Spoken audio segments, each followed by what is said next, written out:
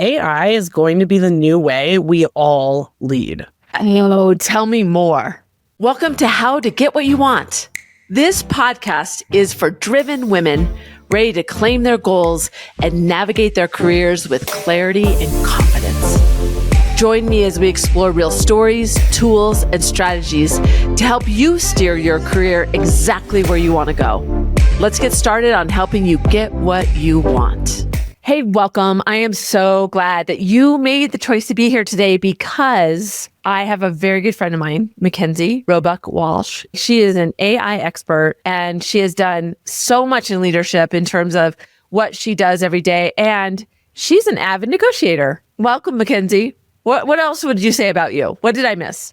Yeah. Hey, Susie, thank you so much for having me on. I am negotiating every day, all day long, whether that's what my 5-year-old's going to eat for breakfast or a multi-million-dollar AI contract. So, life is one big negotiation. But what's really cool about what I'm doing is now all my negotiations are fueled by AI.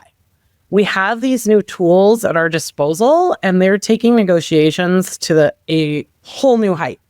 In fact, I've been wondering if at some point I'll even need to be in the room. Oh, interesting. I think that's a myth that I want to uncover today is AI really going to take over for us? I liked what you said. I love the word fuels us. We've heard assistant. We've heard these things, but there's this real worry. Am I going to be relevant? AI is going to take over so much. And so much of that is the fact of the things that we don't know yet. And everything has just been uncovered literally faster than real time. But where is it going to stop? It's interesting because I still think the playing field is open, right? Like technically AI could even have the conversation we're having today. And leaders are starting to integrate it in everything they do. Right? They're using AI to prep for tough conversations. Yeah. They're using AI to fix their schedules. Yeah. They're using AI to look up how they should talk about their products or their role. But the humans are still also very much here. And AI today, as we speak, is an unpaid intern. It can do a lot, but you have to check the work every single time. And you've got to give really specific instructions. But you hit on something, the pace of change out of this world. And so there is this feeling of, okay, if I can already have AI do this much for me, what will it be able to do in another year, 2 years, 10 years, right? Will my children even speak to people anymore? It is fascinating. And it makes me think a lot around negotiation. And, people do deals with people they know, like, and trust. We've heard that for years. That's how you make a connection from an advertising, from a marketing. That's how business to business, but it also is about being a good leader. It's about being a good negotiator. It's making that personal connection. And while we are going to be more educated at the table, be able to look at what are all the deal points, anticipate. I do like the idea of preparing for a difficult conversation by looking at it through AI. I talk to a lot of executives that feel self-doubt about, am I being too strong? Is this the right thing? Did I observe this the right way? And there's something about getting some data back. It's almost like having a coach that then you could go, I'm going to adjust this here. I'm not going to be so strong there. I think it's really important that I look at this. So it allows you to kind of take the time to spend the time to show up differently. So I see it augmented. We're kind of busting the myth in real time. Yeah. But I think people are really afraid of where will that line stop and end? I think they are afraid. And I think there's so much unknown, as you've said. But I think at the end of the day, humans are in control. We're going to be able to make those decisions. We're going to decide. But what's interesting is we can't decide for other people. So we may end up living in a society where some people do lean almost exclusively on AI. Mm-hmm. And we'll also probably have other people who barely use it at all, right? What will be the ramifications of a generation raised with AI? Yeah. And it'll become another tool, right? Like To me, it's kind of trendy right now to have a flip phone again. Yeah. Right? Because people are like, oh, I was raised with this computer in my parents' hand and I don't want anything to do with it anymore. So I think that'll be really something to watch. But returning to negotiation and leadership in particular, if we have a choice, there will also be constraints there, right? So which leaders are going to be the most successful? Is it going to be the leaders that really lean into AI? And is there a world where they do lean in too far? Can you imagine as well? Because AI still hallucinates a ton. And I honestly don't think that's going to go away because humans make mistakes. And humans are building the AI. You can't correct for that. Yeah. And also move towards artificial general intelligence. Yeah. General intelligence includes hallucinations, right? Yeah. So if you were to just let AI run everything for you, it can make some really big mistakes. And I don't think that, especially when dealing with other people, it's going to be able to pick up on the nuances. Yeah. The little cues. You know, you're so good at facts, you probably have a good one in your head for this, but the amount of nonverbal that comes into a negotiation. Totally. Yeah. How is AI going to do that, right? Yeah. It's over 70% of the nonverbals that we don't pay attention to. And we also have learned, I've been hearing so much recently about, it's so great to be in person. It's so great to connect. There's so much I've missed. We also forget about that because we've lived so long in this virtual world that we forget those nuances of that happening. And I will say too, I notice when people rely too heavily on AI, I'll work with people that aren't like great writers. And then all of a sudden I'll get this whole like long email on something that they suggested position that they want to take. And I'm like, they just asked the question of AI and you can almost tell that they just spit it right out. So another threat is that if you kind of just use it too much, people will know. And I've actually been losing respect for people that lean on it too much. That don't, you can tell when people don't reread what they pulled out. Yeah. It's and really obvious. I was going to key on, right? It's that it also panders to one of humanity's probably biggest shortcomings. Our path of least resistance. Yeah, exactly. You know, and so you start to use it and you're like, oh, this is really great. And at first you're checking it. Yes. And then you're like, oh, this is really great. All right, like here, I'm just gonna pass it along. I skimmed it, looks good. Yeah. And it loses authenticity, sometimes really important facts. Yeah, right. For sure. And I think the question at hand in this idea of will AI someday take over is will we ever be able to get to a place where it doesn't lose those facts, where you could just literally like ask a question, dictate a couple, pieces of information, tell it where to go do the research and turn around and hand it in. I don't think so. Yeah. We're too creative. We're too creative as a species. Just like you said, other people won't let that go. Yes, totally. All right. So let's share a couple stories when we get back around how we're seeing it in our daily life and how obvious it is that we're not going to go away. We'll be right back.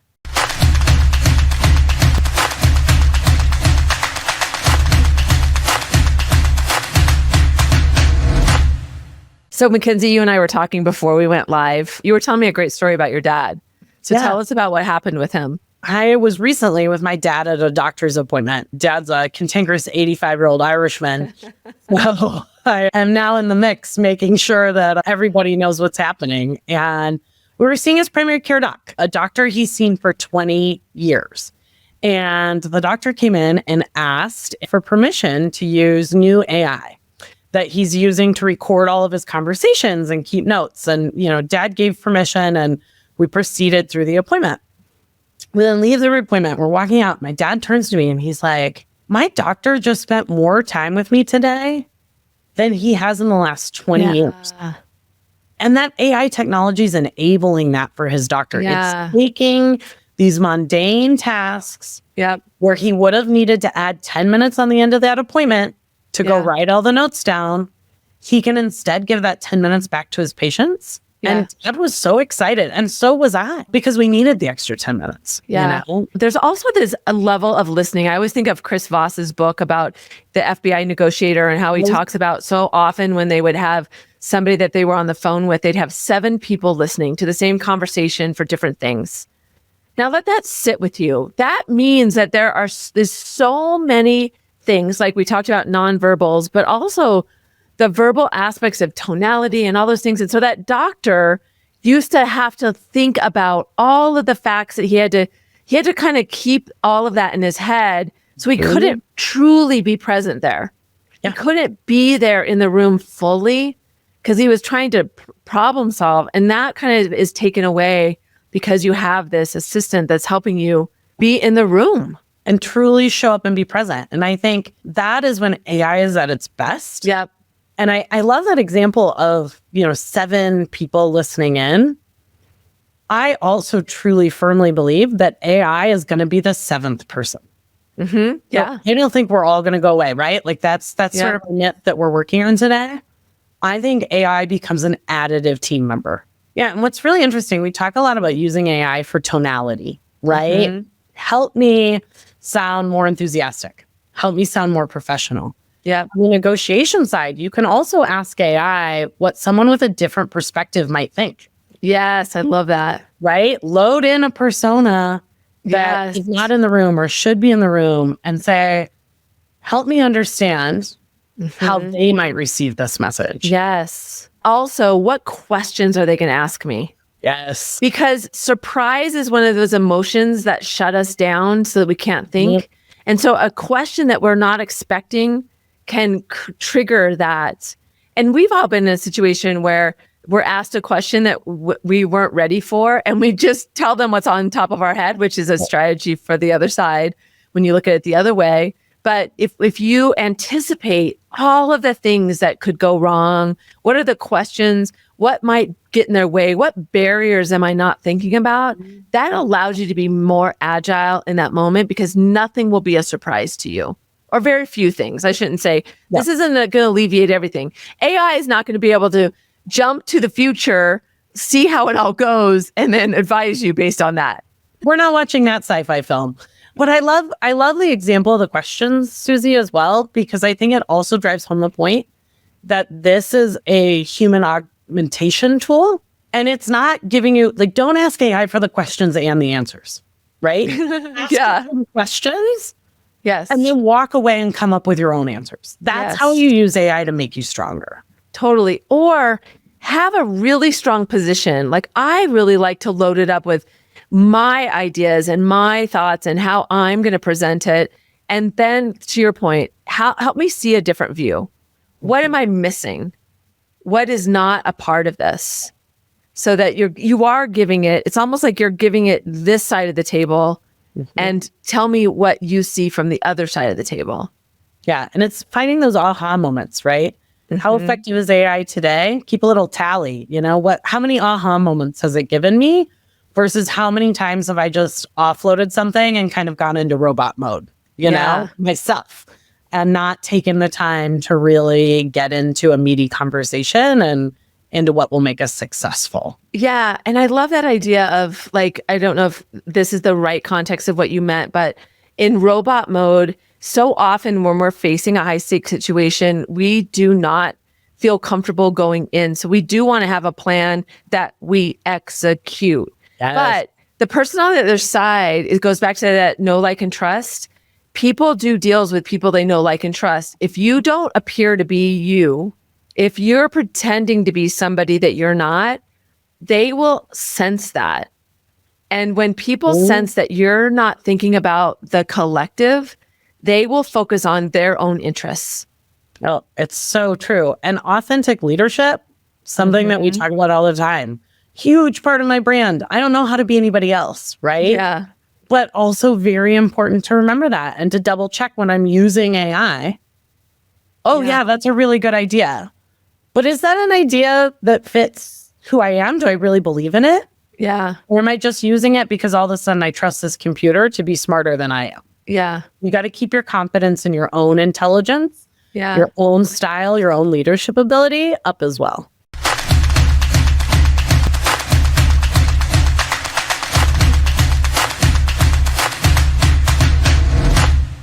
Okay, I'm so excited because I know I'm going to use these tips and I can't wait to hear them. So give us 3 tips, Makenzie, that we can start using. Yeah. So the first one, take time to use AI to get another perspective. Yeah. You've already got all the perspectives that you can think of. Think of a persona that you're not thinking of. Who's not in that room? Who should be in that room? Get the perspective from AI. And I love what you said earlier too, Susie. Include the questions that they might ask. Yeah, Right? don't be surprised. Yeah. And it's so interesting because a high stakes situation, we usually avoid it because we don't want to think about it because it's going to be uncomfortable. And the best thing you can do is get a coach to help you see the angles that aren't available to you.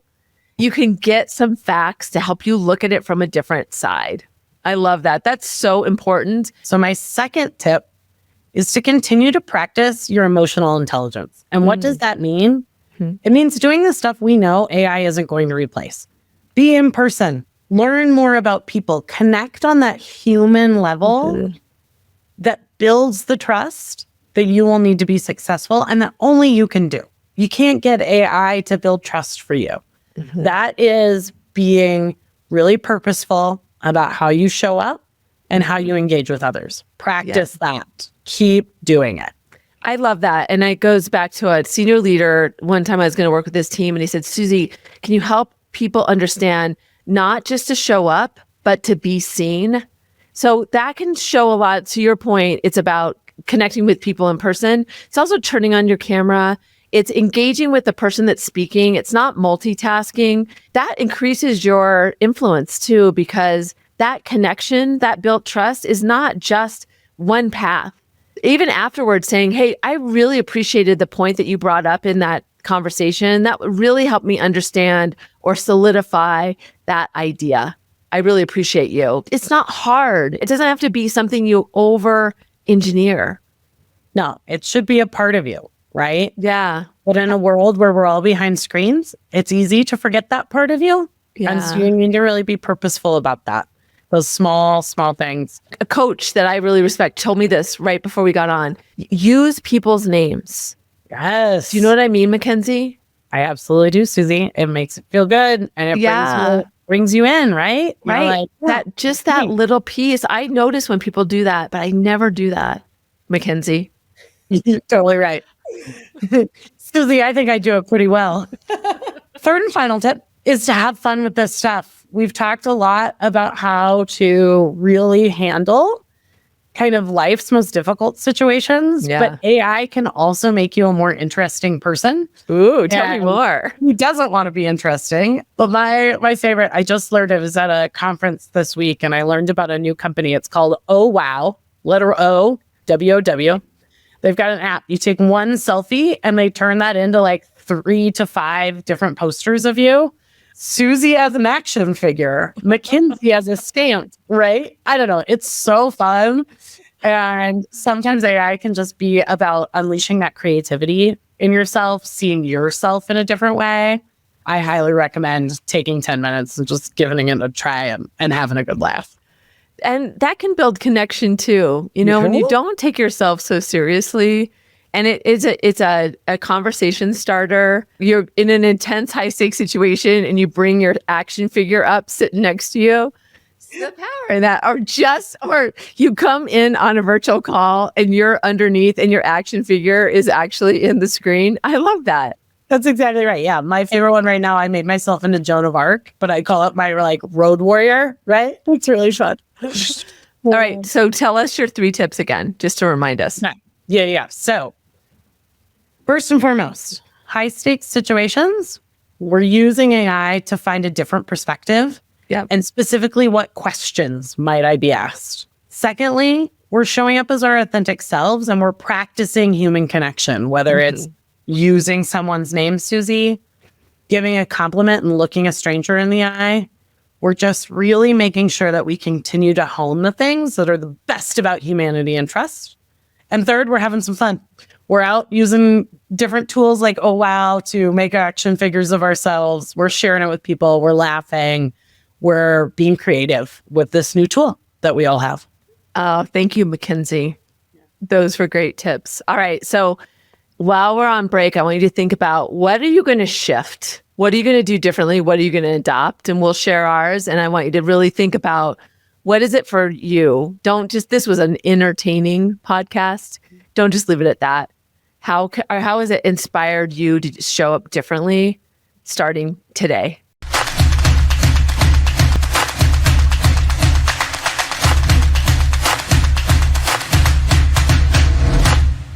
Okay, so I've been thinking about it. Makenzie, you gave me a lot of ideas. I definitely love the embrace of fun. Just to remind you, what are you going to commit to? How are you going to show up differently? We're all shifting. We are not the same person we were yesterday. And if you're intentional about it, you will accelerate that development. So as we think about AI and what we're going to integrate differently, you said a lot of things about human connection, and I love that. And I'm just going to have more fun with it, because that will make me more exploratory about what is possible. And that's going to keep me understanding where it's going and how fast it's really evolving.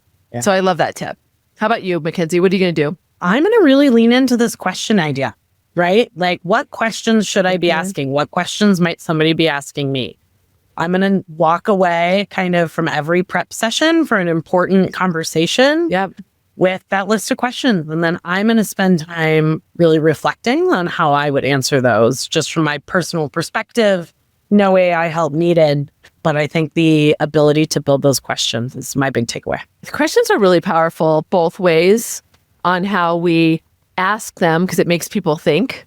Mm-hmm. And that's why it's so important to prep with those questions, because it makes you think, which takes you away from your strategy. And it makes you think, right? Again, what else can AI not replace? Your personal thoughts. Yes. I get better. I told a group last week that thinking or great questions make people think you're smart. And that was the one guy's takeaway. He goes, I want people to think I'm smarter, so I'm just going to ask more questions. So if that's the way you want to frame it for yourself, you go. Top executives, you watch what they do. They spend 90% of their time asking questions.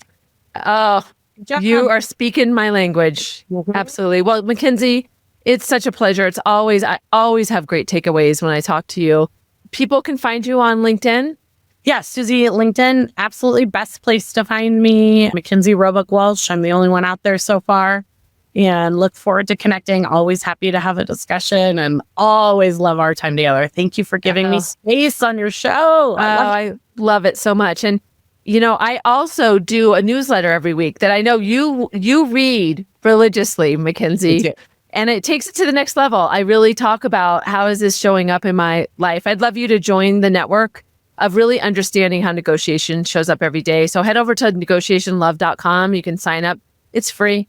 And it's just my email to you. Yeah. So one Monday minute. Yeah. One Monday minute at a time. Yes. All right. Don't forget that negotiation is more than a skill. It's a mindset. Until next time.